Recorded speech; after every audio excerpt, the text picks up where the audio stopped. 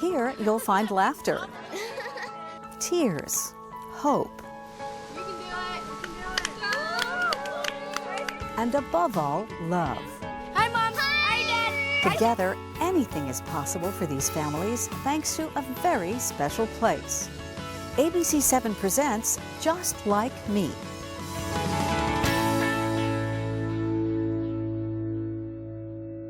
Hello everybody, I'm Cheryl Jennings. Thanks for joining us. For the next half hour, we're going to be visiting some extraordinary families. A day in their lives brings all sorts of challenges that many of us may not face on a daily basis. But their strength and love gets them through each hurdle again and again. So what do they have in common? This beautiful place, Camp Arroyo, and the Taylor Family Foundation. We created this incredible setting and incredible peaceful place that these kids could come, they could check their illness at the door and just be kids. It all started more than 2 decades ago when Elaine and Barry Taylor decided they wanted to help children with AIDS. So they started the Taylor Family Foundation, providing much needed resources for these children and families. But by the year 2000, as HIV transmission rates from mother to child declined, their mission expanded. A successful partnership with the East Bay Regional Park District made it possible to build this state-of-the-art green facility called Camp Arroyo. Today, more than 3,000 kids facing illnesses such as asthma, heart disease, cancer, diabetes, and celiac disease enjoy this free camp every year. It changes them because here they're safe. Here they can come and they know that the person sitting next to them knows exactly what it's like to not be able to fall asleep at night because their medicines are kicking in. They know exactly what it's like to take pills multiple times a day and it doesn't end. It's not a 10-day treatment. It's not a 2-week treatment. This is a part of their natural life. And it really is a just like me community here where they understand each other in a way that they won't get that at school. Barry Taylor passed away in 2013, but his vision and his enormous heart live on. Oh my God, that the man had a heart the size of a giant. He was generous to a fault, actually. My goal will always be to carry forward the foundation exactly how we had planned, and it's in our mission statement and it's in everything we do. And I really believe that it's so embedded in me, in Angie, in the staff here, that nothing will change. Now, in the camp's 14th year, Elaine and Barry's mission is taking another leap forward, helping these children live as young adults as they age out of camp. What we're finding out with the families as we all grow together is there's not programs like this for those young adults who are completely disabled, whose parents will be their care provider for the rest of their lives. And we're helping those families find connections and create a whole new community, just as we did here at camp. The daily challenges of life face these kids when they head home from camp. And that's why the Taylor Family Foundation works all year round to provide much needed support for these families. We had a chance to see firsthand just how challenging their days can be by visiting some very special people from Camp Arroyo. Their stories are compelling and courageous. First, let's meet Carson, who faces every day with autism. Autism now affects 1 in 68 children in the nation. Boys are 4 times more likely to have autism than girls. For this Bay Area family, their world changed when their son was diagnosed. We have 3 children. Tanner, our oldest son, is 14. Carson is 12. And then we have a daughter, McKenna, who's 10. Linda and Patrick Kelly started noticing early on that Carson's behaviors were very different from their older son, Tanner. When Carson was born, from the very beginning, when he looked at us, he looked right through us, and he never babbled or spoke. So about 12 months old, we were starting to get concerned There were some things that he was doing, some repetitive behaviors. He loved to stand in the middle of the room and just spin and spin and spin. Carson was diagnosed with autism at the age of 2. It was so devastating to get an autism diagnosis. We didn't really know anything about autism. And we had just had McKenna. She was just born. So we didn't know what to think or how to feel. Our life changed at that moment. Our dreams for him really died that day. Our life was forever changed when we got that diagnosis. Autism is a bio-neurological developmental disability. According to the National Autism Association, it's the fastest growing development disorder. And autism ranges from very functional, high functioning, to very severe. And unfortunately, Carson is on the very severe side. Carson communicates with his family by using an iPad. Carson is nonverbal. He has never had any language, and we still hold on to that hope that someday he will.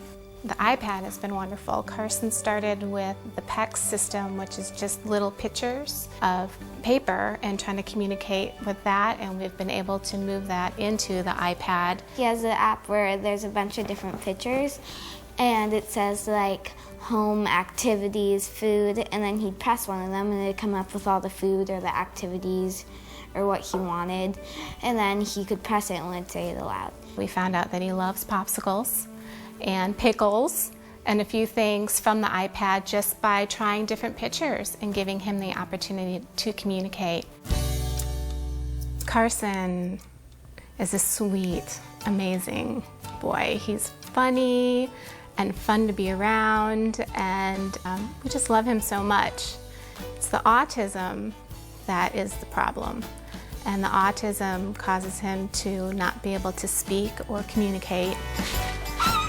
Carson's someone who really likes to be active. He likes being outdoors. He likes doing things like riding his bike, playing swimming. He's lovable, and he can be really cute when he's like throwing paper randomly. He's like, meh.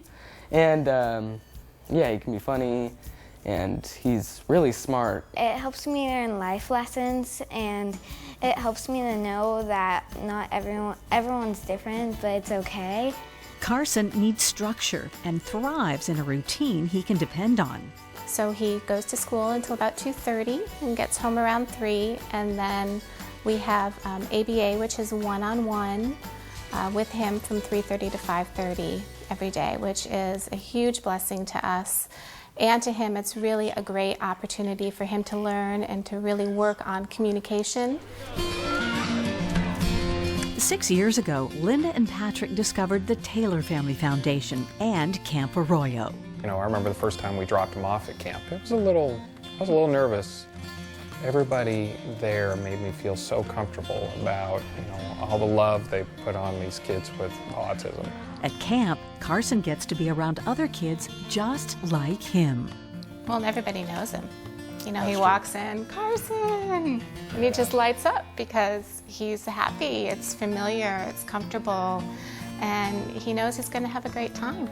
It's amazing for us. We have a respite. We have a chance to just be together, the four of us, and do normal things. I mean, the four of us went golfing, and we went and had sushi. We can go to a movie and watch the whole movie and not have to worry about screaming or leaving 10 minutes into it. So it's just really wonderful for us to be a typical family, and it's time that we cherish. But Linda and Patrick worry about Carson's future. We spend a lot of time focusing on getting through the day, but when we think about the future, it's going to be even more challenging as he gets older. Carson will never drive a car. Carson will never get married. And he's not going to be able to care for himself. So the family focuses on day-to-day and making sure there are lots of fun things included in Carson's schedule, such as jumping on the trampoline, trips to the beach, and bonding time with Mom and Dad. Ready? Every weekend, Carson and I will get on a tandem bike and we'll take the trail downtown and we'll go have lunch together. We both get a little exercise, some fresh air. It's fun.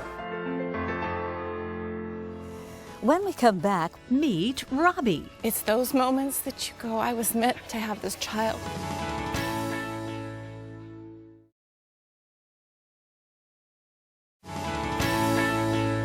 Let's sing. Let it go. Meet Robbie. He's a 21-year-old who loves to dance, goes to school, and is a great artist. He also has autism. I sat down with his mother, Susan, to learn more about how this family copes with that disability. But take me back and tell me a little bit first about Robbie. He's 21 now, right? Mm-hmm. Robbie was born, and my middle son, perfect child, no issues, happy. But at around probably age 2, I noticed he really wasn't talking. Since he was my second son, I was caught up with my older toddler and didn't really notice it. And then we had a preschool teacher who basically gave us a story about a child with autism. And when I read all of the characteristics, I realized that's my son. Autism is considered a spectrum disorder, so there are kids at the very low end of the spectrum, and there are others who are savant and have wonderful capabilities and intellectual abilities. My son Robbie's in the middle. He's a moderate child with autism. What's his education status now? So he is in his last year at Dublin High School in a great transition program, and when you're in special ed, you get to stay in school until you're 22. What's next? Hey, that one. Avocado. Avocado. Transition is a post-high school community-based program. We work on skills that promote independence, such as budgeting, but also grocery shopping, we cook, and we do social skills as well. The program is helping Robbie learn independent living skills, so in hopes that he'll be able to live independently or semi-independently. Susan was always looking for ways to give her son a better life, so she approached the Taylor Family Foundation with an idea to start an autism camp for kids. Try that red. I think the year was probably 1999 or 2000. Came to Elaine, take a risk on us. We have this idea, and I think I was amazed that she took a risk on us. And so then we had to do the camp. So the Exceptional Needs Network at Camp Arroyo was born. We did it. And in that first year, we had a summer camp, and I remember the parents coming and going, I want to stay here, and I'll have my children stay home, but I'm coming instead of my child, because the camp is so beautiful. It is still so beautiful. Robbie thinks of it as his home away from home, loves camp, loves it, loves it, loves it. From the rock climbing to the horses to the arts and craft. It really has become a place, I think, not just for my son, but for any child who has a special needs, to be able to be a normal kid for a weekend, to have 3 days where you know your child is safe, having a great time, you can release that guilt. So, tell me about Rob and Disney, the world of Disney. So, Robbie, at age 7, became an incredible artist. And we noticed that everything he drew was Disney. I remember one time we went to Disneyland, and we go to Disneyland every year for his birthday. It's his thing. And I called ahead of time and asked if Cinderella would meet him, because Cinderella's his favorite. And he had a private dance with Cinderella. And I didn't know he was going to do this. He bowed like he was the prince, twirled her around, and it's those moments that you go, I was meant to have this child because I was meant to experience this moment. So this one's kind of tricky, right? No one wants to have your child diagnosed with autism. And what's interesting is that most special needs marriages end. 80% of all marriages where there is a special needs child usually end in divorce. Mine did. And I became a single mom of 3 children. And how did your other sons deal with his autism and the fact that the parents are always focused on? It was hard because both of my other sons at first, understood on paper what it was like to have a brother with autism, but went through the typical, oh mom, I'm embarrassed, please don't bring him in front of my kids. But as they grew, and I think both of them became actually better kids because they had a brother with special needs. They now embrace his diversity and realize that they are better because of it. When we come back, we'll meet Katie, a young woman who's standing strong in the face of diabetes.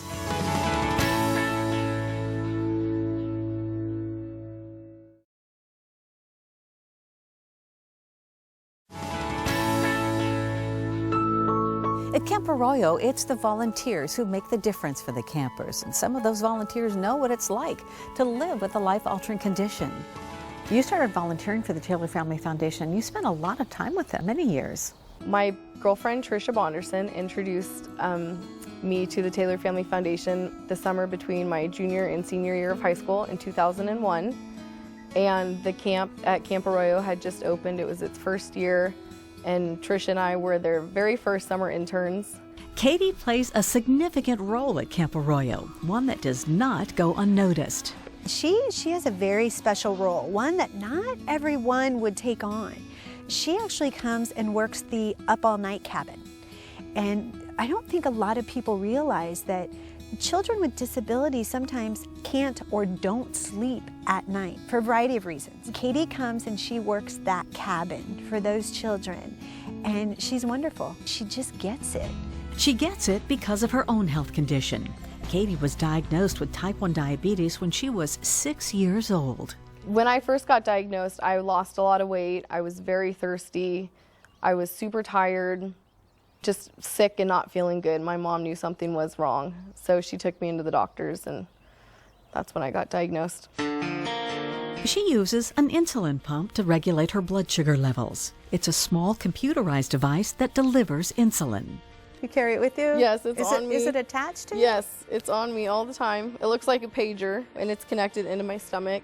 And instead of having to take 3 to 4 shots a day, you just have to change the site every 3 days. Go! Katie has a lot to be thankful for, including her beautiful 2-year-old daughter, Lexi. She is the best daughter I've ever asked for.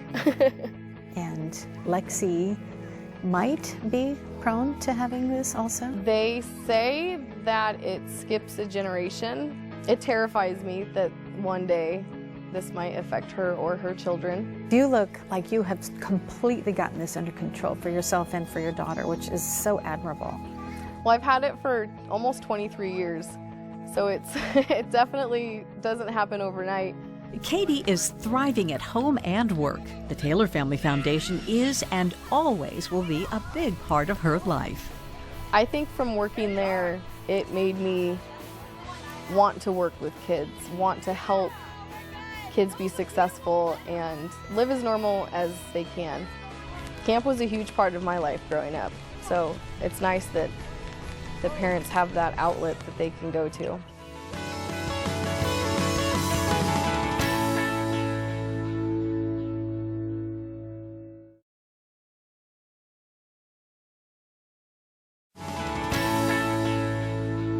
See the tremendous impact the Taylor Family Foundation has on families all across the Bay Area. It's been a labor of love that extends beyond the hills of Camp Arroyo.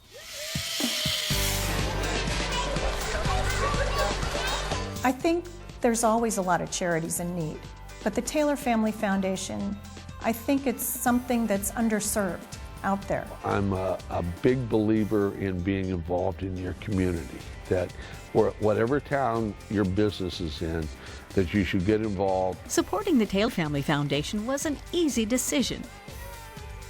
So one year my friends asked, want to come to this great benefit? So I came out, and it was very emotional for me because I have a special needs son.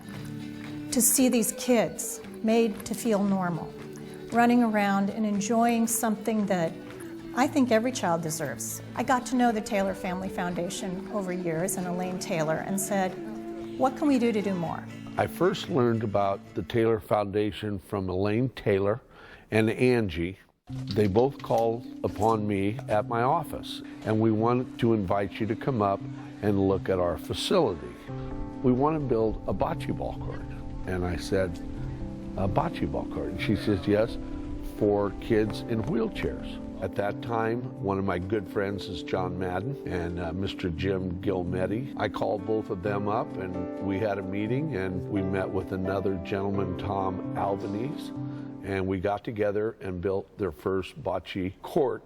I'm watching. When you see a child that's not as fortunate as that, if you can make their life special, I think it's special. You go through things and you say, oh, this was the worst day ever. I can't do this, I can't do that. How am I going to get through? And you stop and think about what these kids are doing, and the fact that they maintain this joy all the time makes your problem seem pretty small. The Taylor Family Foundation continues to evolve as it moves into its third decade. It is getting stronger with every year. The passing of Barry Taylor leaves a legacy of compassion and generosity that will thrive for generations to come. For Elaine, there is much on which to reflect. It really impacted myself, my family, those closest to me, and it made me realize that the best thing for me to do this year is take the year off, step back, not step out, but step back and take care of myself and take care of my family. Angie has the mission down as well as I do. And so I have total confidence that if I weren't available to make a decision, Angie would make the right decision, because she always does. I'll be there at Day in the Park. I'll be there for some of the summer camps. I'm always there by phone and by email. But it's important that Angie takes the reins and runs this foundation, because really she's an executive director and she's been running it for a long time. I've learned everything, from wonderful folks, but mostly from Elaine and Barry. They really were open to teaching me everything they knew, and why they did it a certain way. That's rare. There are no secrets to what we do. It really came from how they focus their lives. That all comes from the heart. It really does. And it's easy to follow a path that is literally full of love. If you'd like more information on the Taylor Family Foundation and Camp Arroyo, visit TTFF.org and mark Sunday, August 24th for their annual Day in the Park celebration and fundraiser. It's been an inspirational journey meeting such courageous families. Thanks so much for sharing it with us.